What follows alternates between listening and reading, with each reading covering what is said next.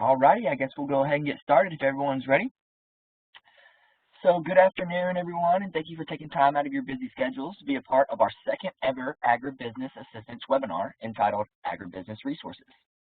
The purpose of this webinar series is to highlight environmental success stories and strategies from various agribusinesses throughout the state and the country, while showing how economically feasible sustainability actually is. The series will be targeting the agribusiness sector, of course, but it's also open to the general public, and we'll be providing information and education relating to environmental and sustainability topics. This will help to create a network of best practices as well as recognize the benefits of implementing sustainable practices into the agribusiness sector. This webinar is being put on by the Tennessee Department of Environment and Conservation in collaboration with the Tennessee Department of Agriculture. My name is Caleb Powell, and I am an environmental scientist for the Office of Policy and Sustainable Practices at TDEC, and I'll be hosting the webinar today for our wonderful speakers. Everyone is muted upon entry to reduce the amount of background noise, but if you have any questions, comments, or concerns, please feel free to ask those in the chat, and I will compile those together and ask those to our speakers at the end. So what I'm doing right now is sending a message in the chat box. You should see that over on the right-hand side. That'll show you where the chat box is. You can also see there is a send to drop-down box. If you'll just make sure that that all participants, the host, or host and presenter, just make sure that the word host or all is in the drop-down when you send your questions, so that I can make sure that comes to me and I can ask those questions for you. To give an overview of what we're going to be covering today, this webinar is going to provide a general overview of the TDEC and Tennessee Department of Agriculture's programs that are available to assist the agribusiness sector. The focus of this virtual event is to educate businesses on the services that the Small Business Environmental Assistance Program, or like we like to call it, SBEAP, offers, and then also resources from TDA's Business Development Division will also be highlighted during this presentation. There'll be specific information presented on the environmental aspects of small-scale meat processing and a little bit of the CBD processing as well. So we will go ahead and get started. First, I would like to pass it over to Wendy Sneed. Wendy is an agribusiness development consultant for the Business Development Division of the Tennessee Department of Agriculture. So without further ado, I'm passing it over to you, Wendy, and you've got the floor.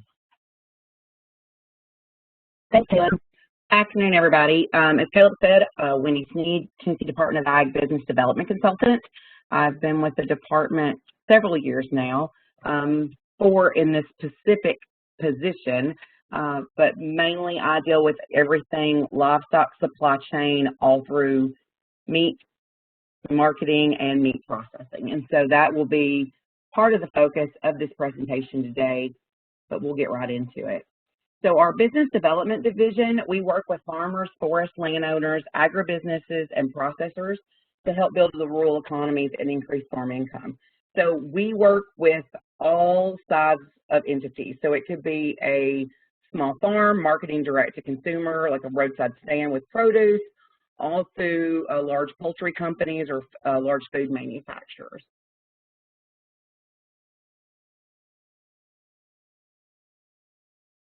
This is our business development team. We are led by Keith Harrison, our assistant commissioner, and Andy Holt, our director.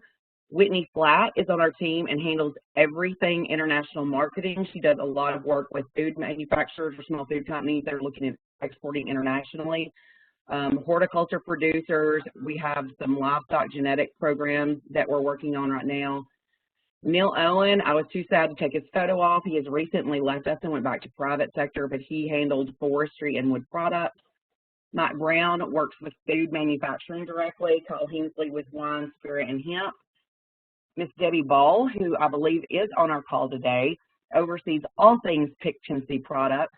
That program is one of our most forward-facing programs. It's been in existence since the mid-'80s. We have approximately or over 2,800 producers on the program, and it's where we work to connect producers with consumers with the markets and products or the items that they produce and market direct to consumer. So we have different trade shows throughout the year and other things to help producers on that side.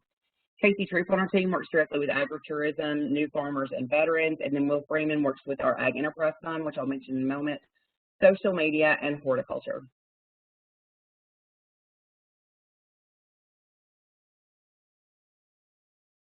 As I mentioned, for my position, so I work specifically with livestock marketing, supply chain, and meat processing.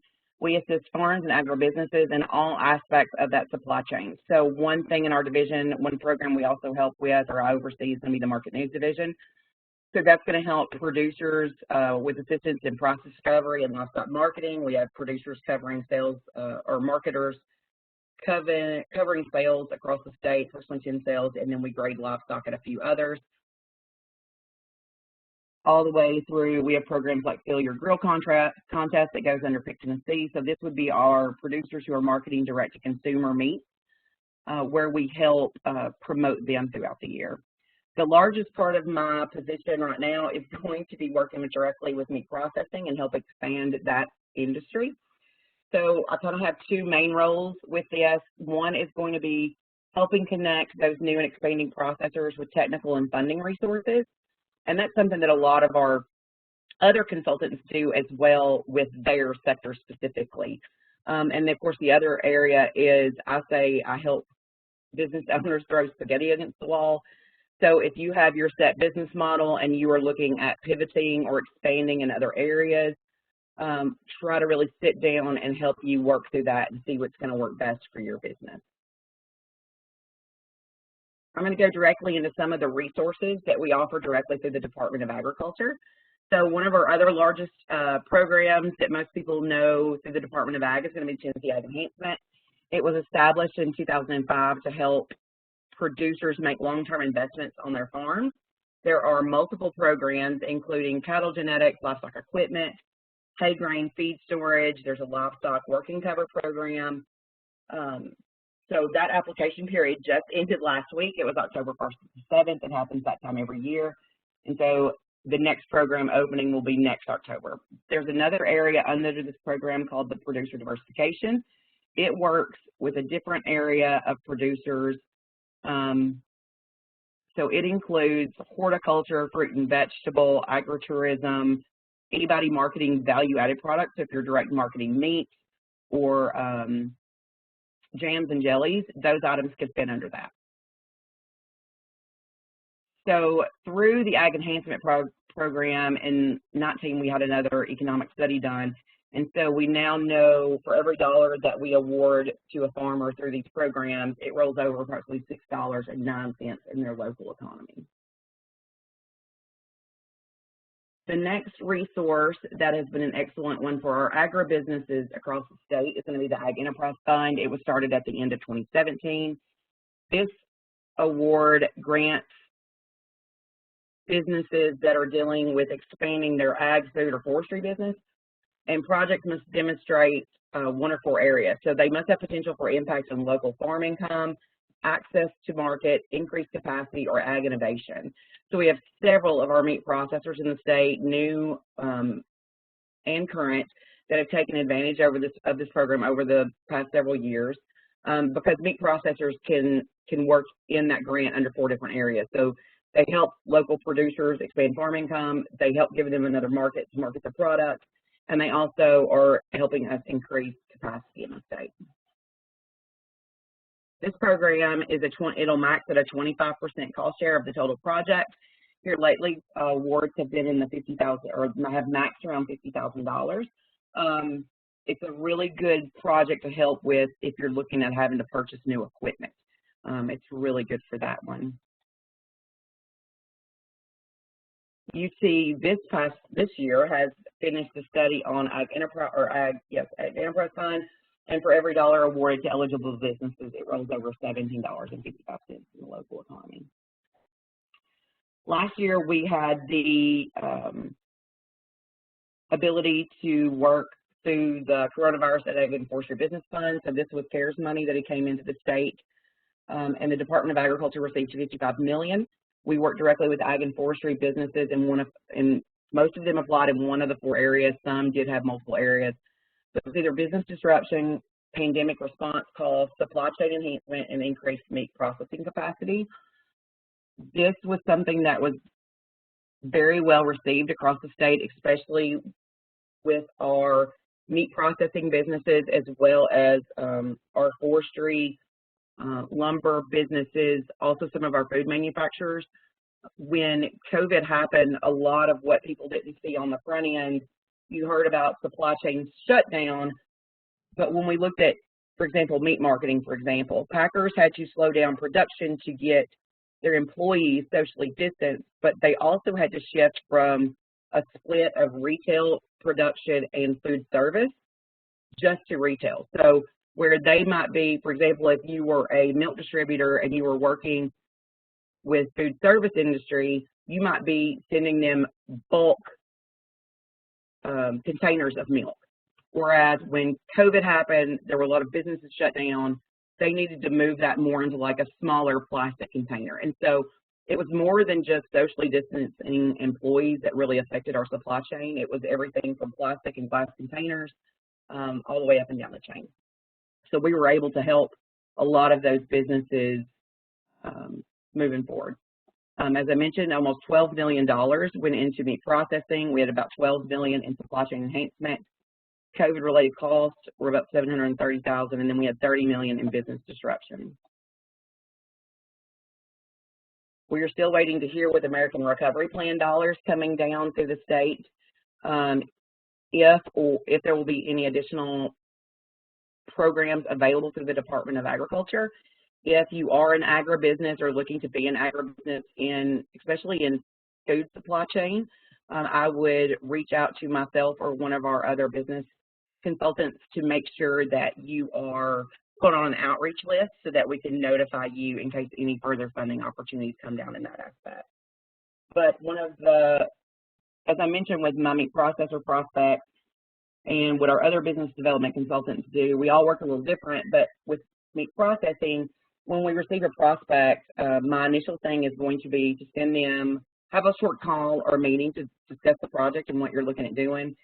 And then I'm going to send you a digital packet of information. So that's going to include custom harvest directives from USDA and our Consumer Industry Services Division. Patricia will be able to speak in just a moment on some of our more technical resources. Also includes feasibility studies on red meat plant design, links to associations and other groups that can assist, UT Extension, Center for Profitable Ag, TDEC information. And so we send that out, and then once our businesses or prospects have had a chance to look that over, we get back in touch.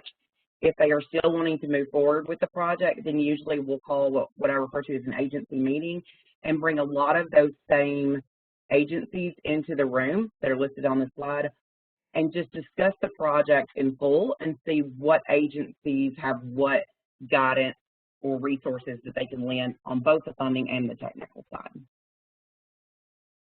Sometimes it's grant availability, sometimes it's loans or guaranteed back loans to USDA. On the technical side, it can be, just help with getting set up. And then, of course, TDEC has aided us in the past with helping develop guidance documents on what those businesses need to look at on their side. So usually if somebody's going to move forward and they aren't sure of their location of where they're going to be constructing their new business, then usually TDEC, of course, the Small Business Office is going to be one of our first outreach contacts because we need to get with them before some of the other contacts get made. We need to figure out where that site's going to be and where it's going to be located. So I am going to pass it over to Patricia now.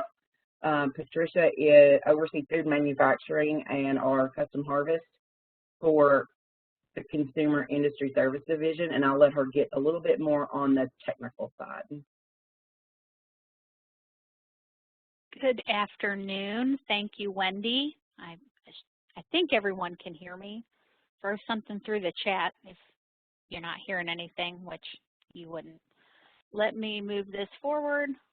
All right. My name is Patricia Hart. I'm with the Food and Dairy Office through Consumer and Industry Services. I work primarily with food manufacturing businesses, everything from very small to micro nano businesses to very, very large manufacturing plants. Let me see here. Consumer and Industry Services Division is a very broad umbrella. We work to monitor materials, products, and services that impact you and every other Tennessean on a daily basis. Our purpose is to protect consumers, to ensure public safety, and also to ensure a fair marketplace. With CIS, we touch many different aspects of business. As a consumer, you can have confidence in the products you buy and where you're shopping. As a business person, you can have the credentials needed to prove the safety and integrity of your products. And as a Tennessean, you can have confidence that your state is protected from diseases and pests, food safety concerns, and if something happens, you're also defended against their damage. So the opportunity, business opportunity I'd like to talk about a little bit today is meat processing. I know that especially since COVID started, and even before COVID, we have had a lot of producers in Tennessee who are interested in raising livestock and then selling meat. And it had become increasingly difficult for our producers to find processing. And once COVID came to the scene, it got really, really bad. And I'm sure most of our participants today understand that, know that. You know, we had a lot of people calling our office saying, hey, you know, we just called our processor and they told me they could give us an appointment in 2022. Meanwhile, they have animals that need food and water and veterinary care, and that also have a quality window for when they like to have processing done.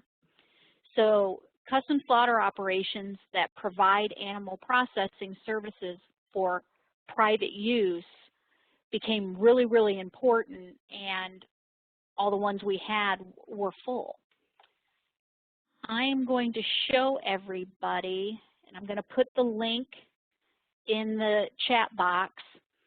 We actually have a up-to-date or a real-time dashboard on our website that highlights all of the TDA permitted meat processing facilities in Tennessee.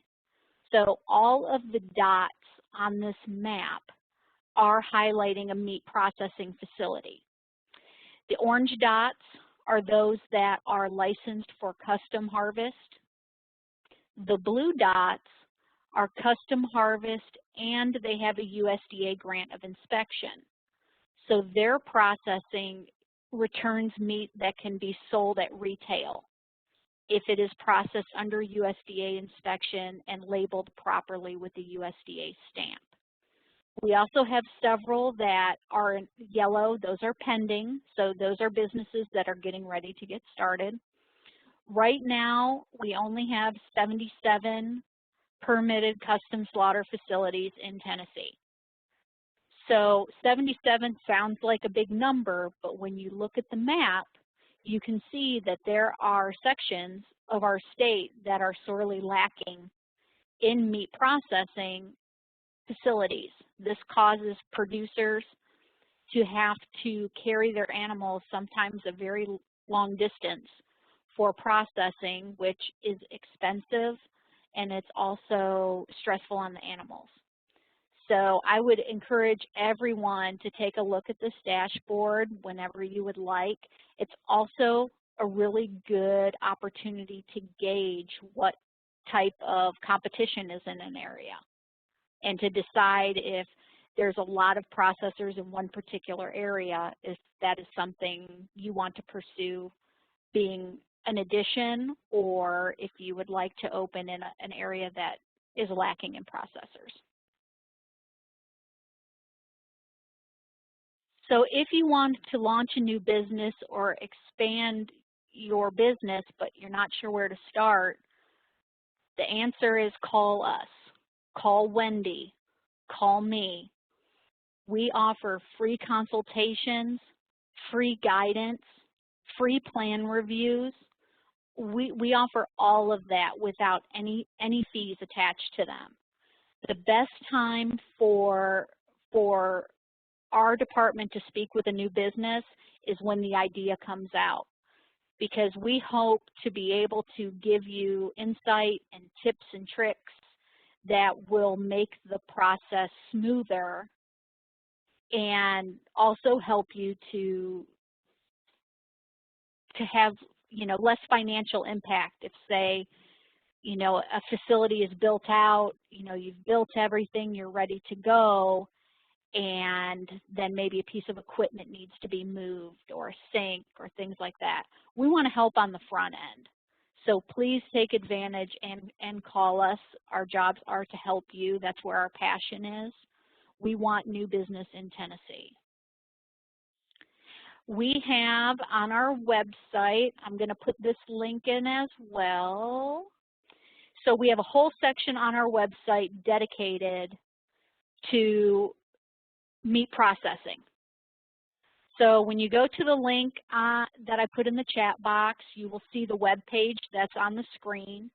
Here we have a link to that dashboard for custom slaughter that I just showed, and then also a deer processing dashboard.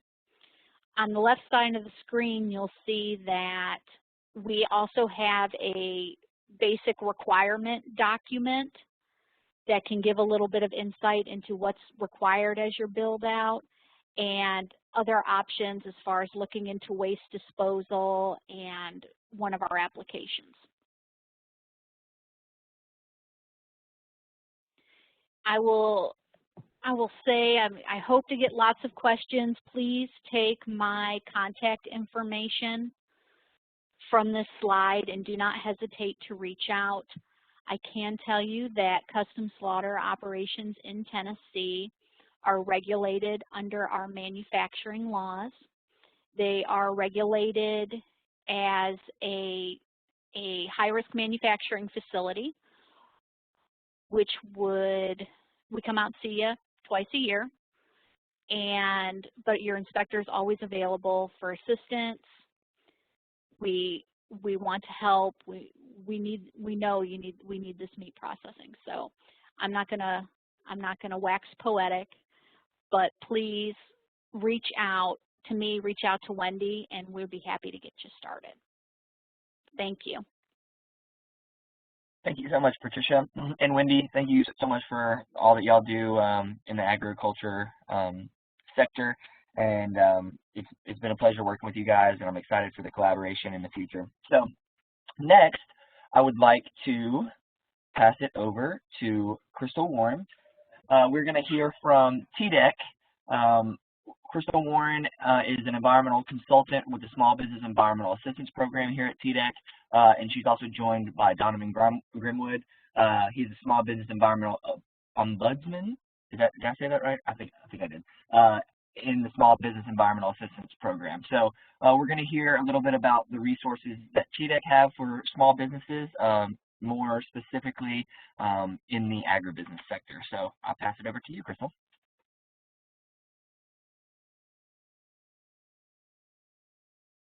And you might be muted.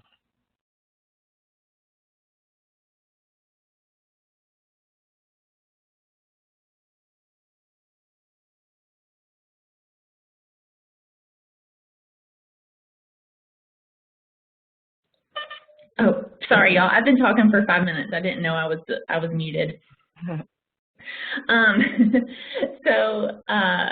I'll start over. My name is Crystal Warren. Thank you, Caleb, for that introduction. And what I said was I struggle with the word ombudsman all the time. I have to say it a few times before it actually rolls off the tongue properly.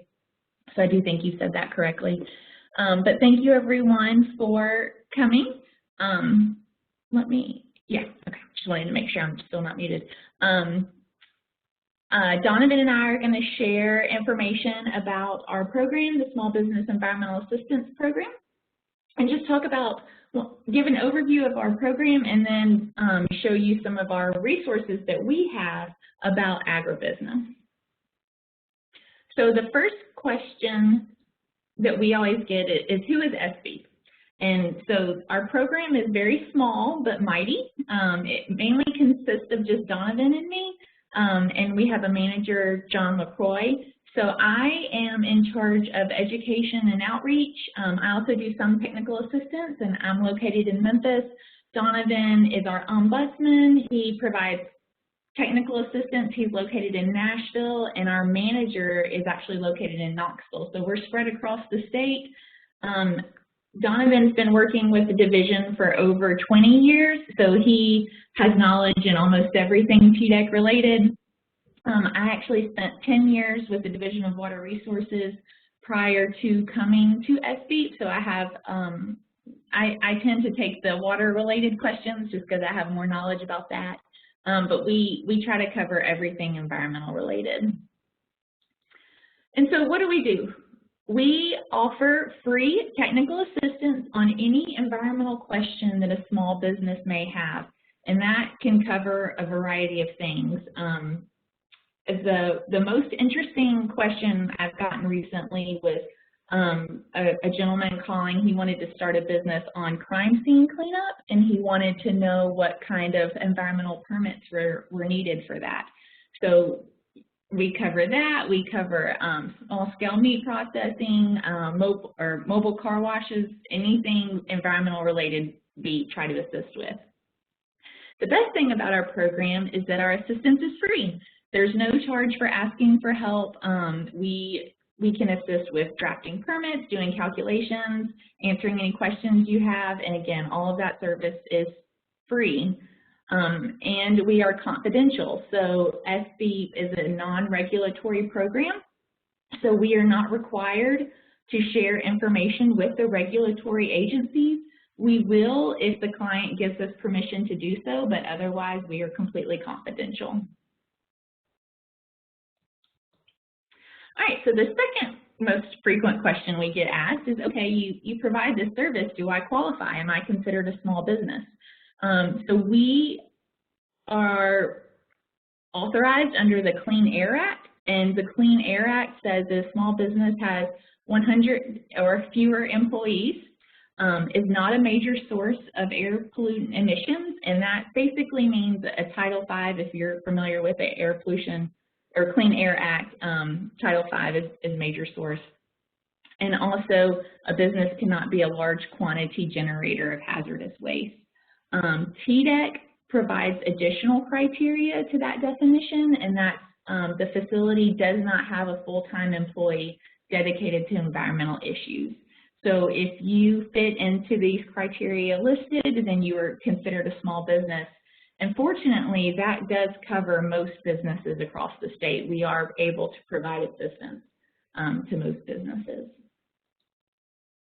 So what are some of the services we can provide? So as I mentioned earlier, we can determine if environmental permits are needed for site-specific activities, and that can be related to water, air, solid waste, underground storage tanks. As I mentioned earlier, most times we'll get a call on the hotline and someone will just call and say, hey, I want to start this activity. What environmental permits do I need? They don't really have much more information than that. So we try to provide them guidance on all permits that are needed, covering, again, any media. We guide small businesses through the permitting process. So again, that could be completing applications, performing any necessary calculations, developing any documentation that permits may require for tracking purposes. We help with site-specific technical, administrative, and compliance problems. So whether you have a paperwork issue or you need training on how to comply with permit regulations, we help with that. Also, we've had the regulatory sections notify us of facilities, small businesses that are out of compliance with particular permits. And then when they do that, we're able to provide those small businesses assistance, whether explaining the permit regulations to them or helping them generate that documentation needed to track whatever their permit requires. We help with that. We provide outreach and training as requested. If you want us to come to your business and talk about, pollution or pollution prevention measures, we're happy to do that. And we'll really do pretty much anything a small business asks of us. So just keep that in mind. We have a ton of resources specifically related to agribusiness on our website. So here's a link to the website, and I think Caleb's going to put that in the chat if you want to go check it out. And Donovan's going to go over the website resources for you.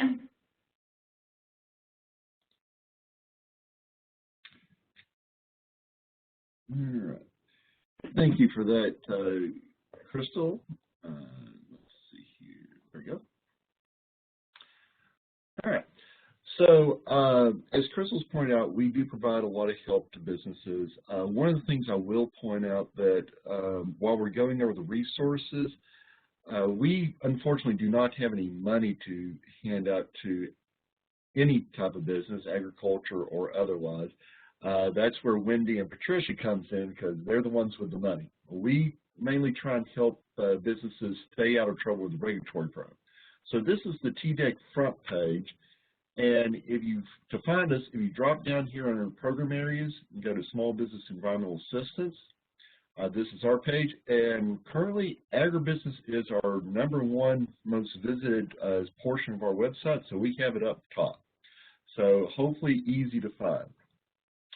Now here's where we try and collect the different resources and information that either we find that this is a common question from a business or it's a upcoming business that might have environmental issues that people that are starting out in the business might not really understand, or in some cases with our partnership with Wendy, Patricia, and the rest of agriculture, they say, hey, we need this because people are asking this question, so we develop a resource for that or guidance or something.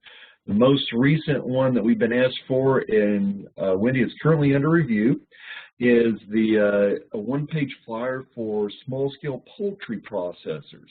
So hopefully we will be able to have that up soon. One of the first ones that we developed was under hemp and CBD oil extraction because that was a very booming business for a while. Hopefully it's still continuing on, but we haven't had as many questions about that. So similar to small-scale meat processing, once the hemp is grown, then it needs to be processed. Now, the growing process is usually covered under agriculture exemptions and is mostly regulated by agriculture itself. Once it starts being processed, that's where it starts coming into more of an industrial manufacturing setting and may have more industrial manufacturing or other environmental rules that affect it. So while the growing of hemp, that's something we're pretty much hands-off on. Once it starts processing, being turned into oil, that's where some of the issues come in because there are various solid waste issues. There may be flammability, so if they do not extract a lot of the ethanol, which is the most common solvent used for extracting CBD oil, it could actually be a hazardous waste. Then there are the ethanol being driven off during the processing and extraction, and that would be an air emission. Then there would also be water issues, whether it's a storm water for construction or potentially industrial storm water if there's stuff stored outside. So that's where we step in, is trying to help explain what these rules are, how they impact a business, and what needs to be done to either get a permit or be in compliance with the rule. We did develop a really nice guidance for CBD oil extractors with the help of Michigan and Colorado, which are two of the leading states in CBD oil extraction. Hopefully Colorado may soon have a larger guidance as well as emission factors that other states can use, so we've been keeping an eye on that, that we can add to this. But in the meantime, this is what we have, and we've even had states as far as Oregon ask for this. The next one that we had commonly been dealing with is sawmills and lumber yards. Now, most people don't necessarily think of this as an agricultural product, but it is, because once it's harvested through the Division of Forestry, which is part of agriculture, and then starts being cut up, that becomes an industrial process, similar to all the other processing. We've dealt quite often with sawmills and lumber yards. There's often a lot of air particulates with them as they're sawing the logs into lumber. Usually about 20% of a log is lost in terms of sawdust or particulates. Often that lays around the yard, and rather than gravel, they often have sawdust in large areas, and that becomes an industrial stormwater issue. So they usually have to have a permit for that, do yearly or quarterly, in some cases, testing, depending. Other places, they use their spare wood in wood-fired boilers because it's a ready fuel source, but a boiler will have emissions. It becomes an air source. Similar to kiln drying, and especially they do pressure treating for the wood. There's possibly a few others there. So we try and outline just what all is required, and then, of course, if there are questions, they can ask us and we'll walk them through that. We fully understand that businesses are experts in their business. They are not necessarily environmental experts, and everybody needs some help, and that's where we step in and try and help explain the different rules and help them with the calculations, because that gets really confusing sometimes too, even for us. So the next group, and this is the one that has become the most common recently, and as Wendy and Patricia talked about, is the small-scale meat processing. And there it's where they do the actual slaughter, and there are a couple of different environmental issues that might result from that. Construction of a new facility, as Wendy pointed out in her, or no, Patricia knows, Wendy pointed out in her map, there's 77, and there's 3 that I noted that are currently pending. So if they are constructing a new facility, then a stormwater construction permit might be needed, depending on the size of it. But once they start going, they're going to have a water supply, whether it's well water or from a publicly owned treatment works, preferably the treatment works, because that's regulated also under TDEC to make sure that the water being supplied is good and will not cause contamination. We also do well water checks at request to make sure there's no contamination there. We actually just fairly recently had a business ask about, they had a positive on coliform. How do they clean their well? And we provide them guidelines on that. Of course, there's also solid waste issues, what to do with what doesn't go into the meat. There are various possibilities for that. We can help explain which ones might require environmental permit. If they do not require environmental permit, we can help potentially, such as in composting. I see that Robert Wadley is on here. He is our composting expert at TDEC, and we often refer people over to him if they want to try doing that. He has had some success with slaughterhouse composting, which is somewhat unusual because of the fats and oils that are typically involved in meat. So well done on that. We do have a guidance for essentially livestock meat processing. As I mentioned, we should soon be adding one for poultry processors, although that one's condensed down, so it's a one-page flyer. At least that's the plan. And then we have all the other information pretty much outlined on our website. Now, in addition to that, because there's a lot of questions that people have about agribusiness that really may be better suited for somebody else, like agriculture, we do provide essentially a grouping of all the different links, because there's a lot of help out there. But sometimes it's a matter of wading through and finding which particular part of the help that you need at that moment. And finding all the different groups sometimes might have been an issue. So we knew there was a lot of people out there helping, so we put it all together to try and make it easier for agribusinesses to find. Of course, we had the Department of Agriculture and their resources. In fact, if I don't already have that custom slaughter link on here, I will add that on here, as well as perhaps the dashboard. But as you can see, we have quite a few links to them, and we check it every so often to make sure that they haven't moved things around. The University of Tennessee Agricultural Extension Agency is a really great resource all throughout the state, not just where the campuses are. They, as you see, have 4-H youth development. They're ones doing some of the science that can then be taken directly to the farmers, beginning farmer education, financial management, and they work very much hand in hand with the Department of Agriculture on a lot of this.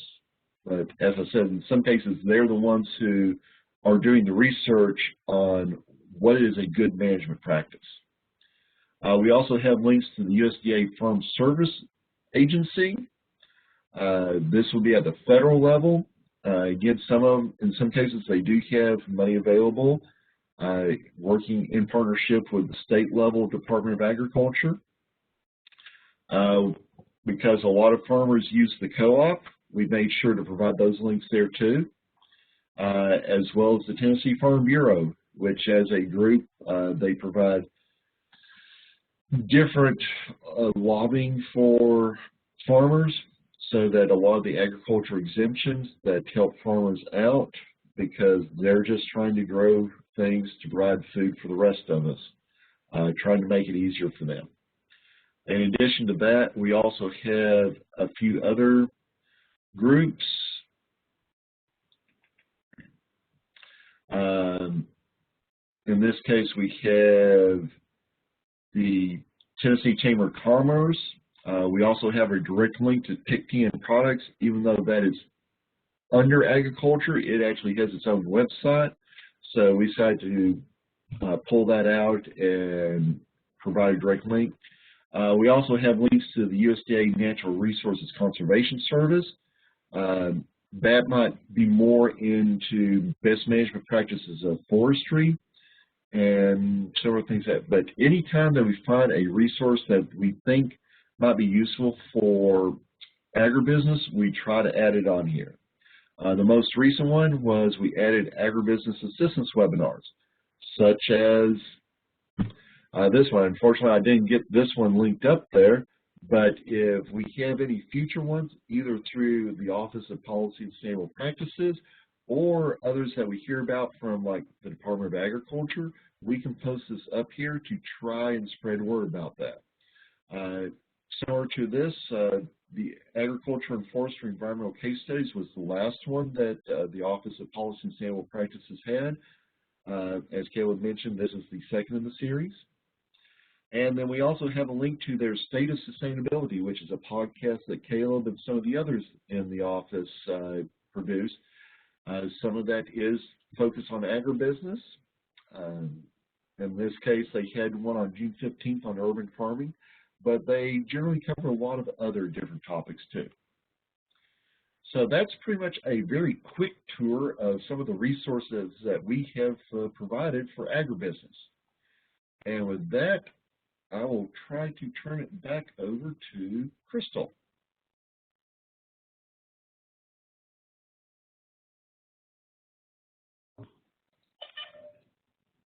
All right, thanks, Donovan. And can y'all just make sure? I think I'm speaking, but since I had my error earlier, someone just let me know y'all can hear? You're good, Crystal. All right, thank you. Thank you. All right, so Donovan went over the resources on our website, and I'm going to cover just a little bit of detail about small-scale meat processors as far as how they should deal with their waste. That seems to be our most frequently asked question. And when I say waste, I'm going to specifically talk about wastewater, not solid waste.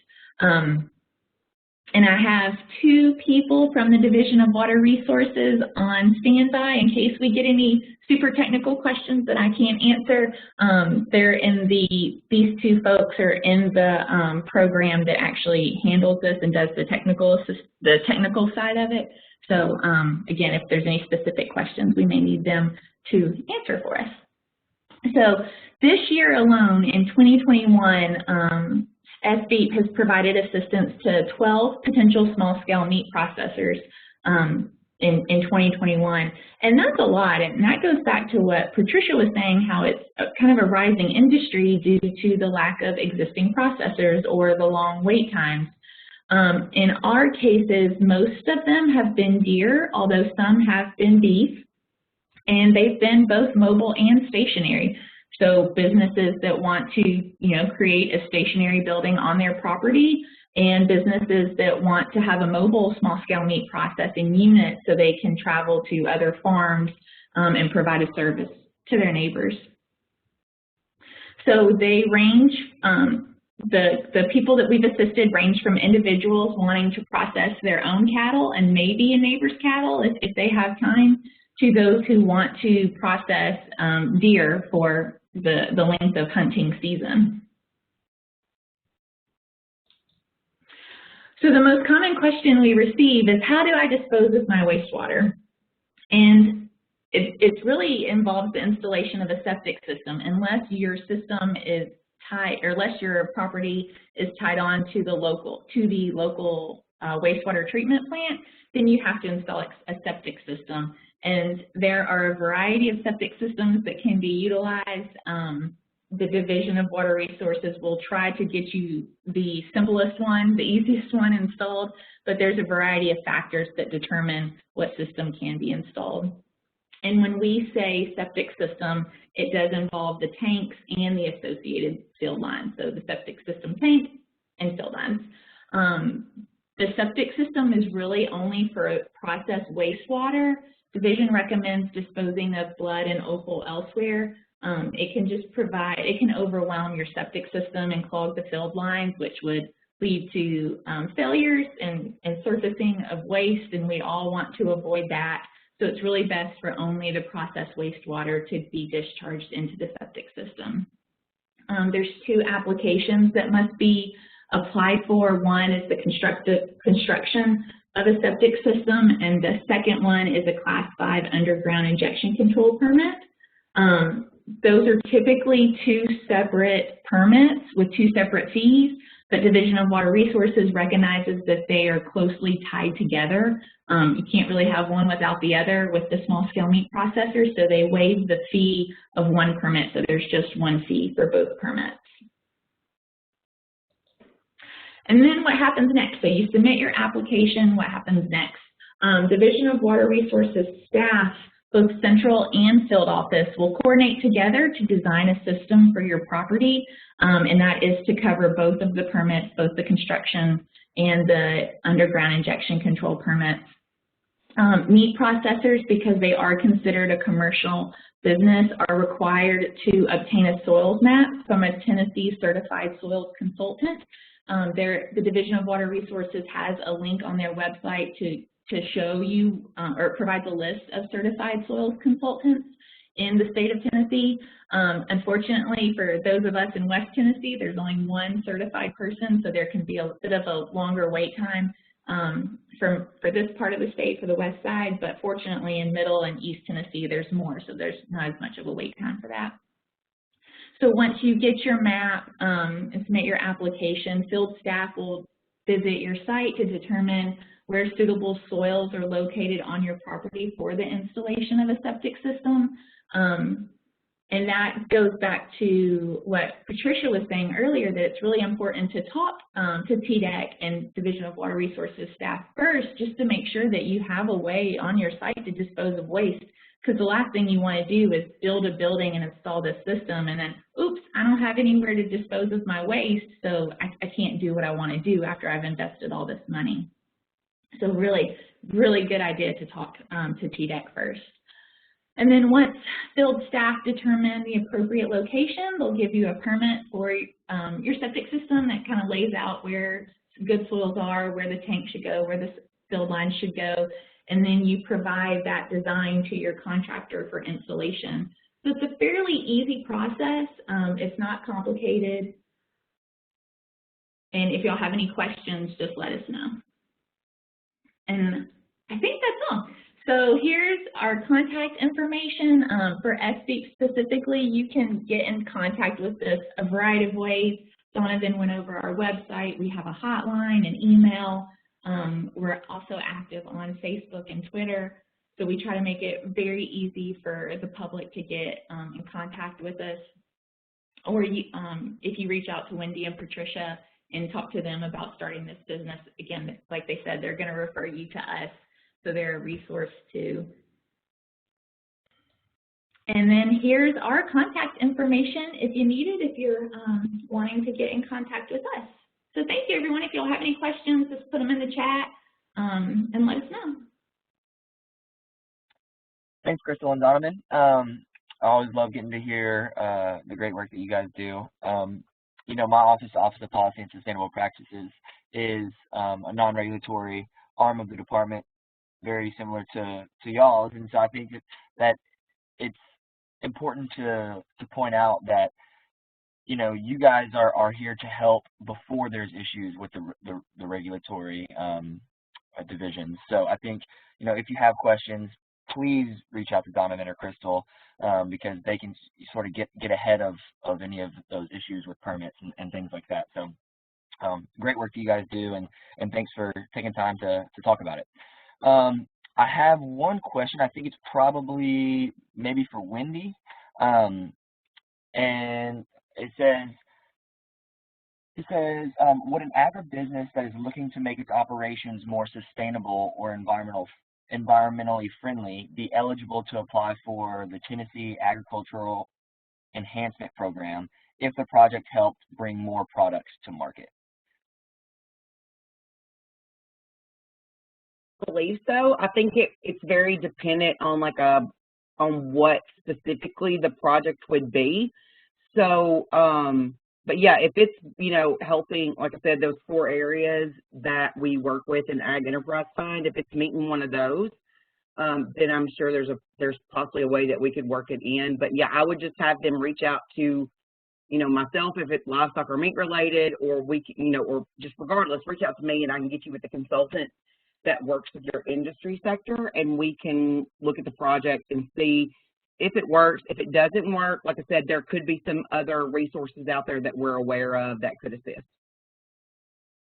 Yeah, I think that's a great point. You know, if it's not something that could be eligible for, I'm sure that Wendy or anybody else with the Business Development Division and TDA could assist with finding, you know, where that assistance could come from. Also, don't be afraid to ask Donovan and Crystal, or everyone was able to see the Small Business Environmental Assistance Program website. So there's a lot of good resources there. So yeah, don't be afraid to reach out to us and ask, because you'll never know if you don't ask. I wanted to, let's see. Not seeing if anybody has any questions, make sure that you put those in the chat box. There's not any more coming in currently, but you got all of the contact information for Crystal and Donovan and Wendy and Patricia. So, and then also feel free to send me emails if you didn't happen to jot down their emails. I will be sending out these slides with a follow-up email next week. So all of those contacts will be in that follow-up email.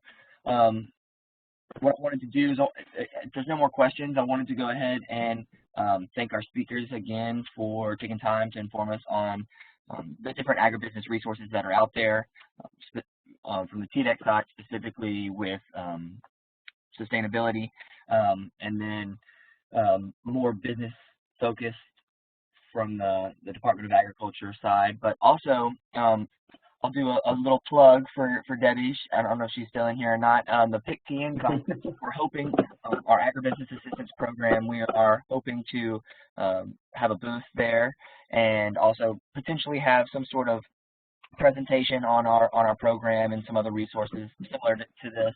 So if you guys don't know about that, the PICTM conference is gonna be coming back in 2022. It is going to be February 17th through February 19th, and right now I don't think there's registration ready yet. But what I'll do is I'll throw this link in here. It's a great conference to go to. I've been to it the last time that you guys had it, and I learned so much and was able to talk to a lot of different people in the agribusiness sector. So here's, I went ahead and put that in the chat so you guys can have that and be up to date on that conference. And like I said, hopefully we're definitely going to have a booth there, our Agribusiness Assistance Program. So Crystal, Donovan, and I will be there around talking about the program and other resources that we provide through that program. So other than that, like I said, the webinar recording will be on YouTube, and we will house that on the website where Donovan sort of showed you guys how to get there. But also, if you have any questions, something you maybe think of later on, you're laying in bed and you're like, oh, I wish I would have asked that, feel free to send those questions to me. My contact information is Caleb, C-A-L-E-B, .powell, P-O-W-E-L-L, @tn.gov. And like I said, I'll be sending you guys a follow-up email, so you will have that email to respond back to me or ask any questions that you might have. So I went ahead and put our URL in there for our environmental assistance program. And if you would like to be featured on or have an idea for our next webinars, please reach out to me. We are always looking for more content and more resources for the agribusiness sector. So thanks again, everyone, and have a great rest of your week. We'll give you 4 minutes back to your day. Thanks, Caleb. Thanks, everyone.